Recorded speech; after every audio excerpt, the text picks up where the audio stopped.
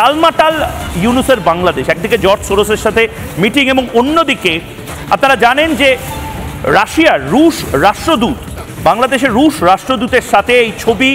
যথেষ্ট জল্পনার কারণ হয়, যেখানে রাশিয়ার মতন দেশ তারা এখনো মনে করছে মুজিবুর রহমানের দেশই বাংলাদেশ। মানে মোহাম্মদ ইউনূস একদিকে আমেরিকাকে চটিয়ে দিচ্ছে, একদিকে রাশিয়াকে চটিয়ে দিচ্ছে, এবং মোহাম্মদ ইউনূসের দম নেই রাশিয়াকে বলার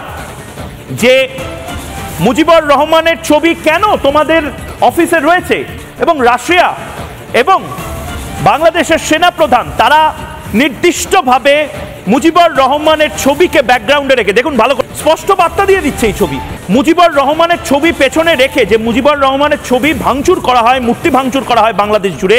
সেখানে স্পষ্ট বার্তা দিয়ে দিচ্ছেন বাংলাদেশের সেনাপ্রধান জেনারেল ওয়াকার যে তার আপত্তি নেই মুজিবুর রহমানের ছবির সামনে একটি নতুন ছবি তোলার, তার আপত্তি নেই রাশিয়া যে তাদের দপ্তরে মুজিবুর রহমানের ছবি রাখছে বাংলাদেশে যে দূতাবাস আছে সেখানে।